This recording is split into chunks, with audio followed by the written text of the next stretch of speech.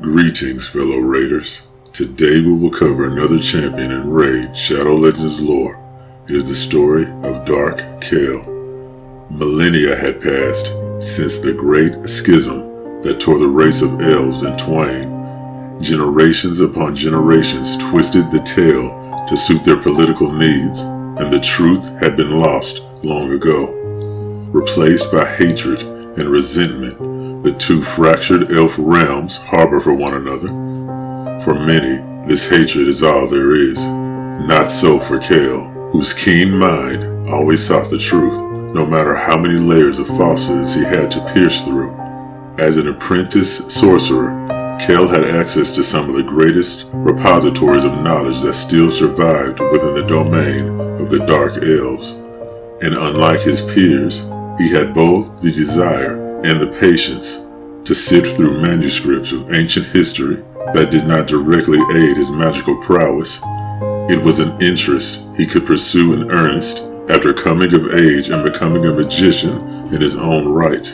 Kael had undertaken many lone expeditions to the ancient ruins of Durham Forest and beyond, where relics of his people's past still lay undisturbed.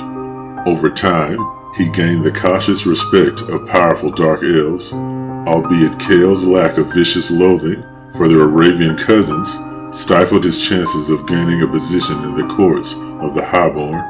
That suited Kael just fine for the most part. Even if he craved to seize every opportunity to expand his knowledge, it was a quest that would eventually make him a pariah among his own and lead him to the Arbiter service.